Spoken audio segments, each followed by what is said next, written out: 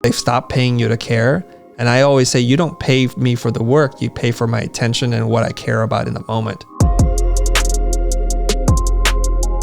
What do you do when you give the prescription and let's call it a few months down the line, you start to notice that the work has been, for lack of a better word, bastardized and doesn't resemble the quality of what you recommended or offered or created for your client? Yeah, there's a lot of unpacking to be done here. So may I inquire as to the kind of work you're doing? Is it an identity system or something like that? So for me, in this particular example, it's messaging. So just call it like copy work, messaging work that kind of gets taken out of context and used in different ways. Okay, so you wrote a bunch of copy for them and their team internally, after it's been delivered, they start to cut and paste and move things around. Yeah. It doesn't resemble the thing that you gave them, right? Yes. Okay. Do you see what you've done and presumably you've been paid for as a gift to the client, or do you see it as something different? I see it as a tool for the client to drive success in the business. Sure. But the tool, was it given freely as a gift, or was it something else attached? No, of course. No, they paid for it. Yeah, they paid for it. And that's usually how that works, right? So indeed, if somebody pays for something, who owns the thing? Oh, Chris, I see where you're going. See where I'm going? But just play along. Just follow the spider's web here. Yes, they own the thing. Okay, they own it.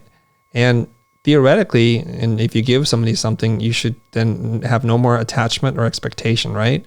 It's like, like I give my mom money, or my wife gives her mom money, and what her mom does with that money is her prerogative at this point. To get upset over it means you didn't freely give it. You see what I'm saying? Yeah. So if she wants to spoil the grandchildren rotten or blow it on a new dress or a comb or whatever it is, it's really not you anymore. The joy was for you to give it. Your joy is different. Is you did something good, they were happy, you're happy, everyone's proud, and on top of that, you got money. So at this point, we don't own this anymore. And ownership is a crazy idea to begin with, right? So they have it. And it's like your children. They run up, they do their own thing. Some of them commit crimes. Some of them do good things. We just don't have control over it anymore.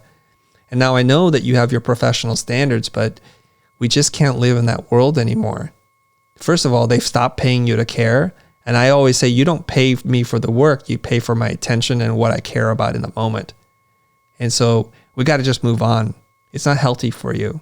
The gift example resonates with me too. Yeah. It dawns on me this is a bigger thing. Thank you. I think so. And I think here's the thing. Somewhere along the line, they might start to feel like it's falling apart, but they're not quite sure why. So here's what I would do. I would just do a friendly check-in. It's been 3 months since I delivered this thing. I just want to check in to see how you're doing with what I gave you. Do you need any additional help or sharpening up of messaging? I would leave it very open and generous and not like, oh, I see where you're going with this and it's kind of an insult to what I did. Just be open about it. Yeah, not like a rage text with a screenshot of like, what is this? Yeah. And if you feel that way, that's okay. Just don't express it externally. Hi, my name is Greg Gunn, and I'm the producer of the Futur Podcast. And yes, we do have a podcast. In fact, we've been having one for years, and that's exactly why I'm here talking with you. You see, it's really good, and I think you should listen to it. If you like what we do here on YouTube, then you're gonna love what we do on the podcast. You'll get to hear intimate conversations and personal stories from some familiar faces and others you might not know about yet. Plus, you can listen to it while doing something else, and you won't miss a thing. So, if any of that sounds interesting to you, go visit thefutur.com/podcast or find it on your favorite podcast listening app. I hope to see you there.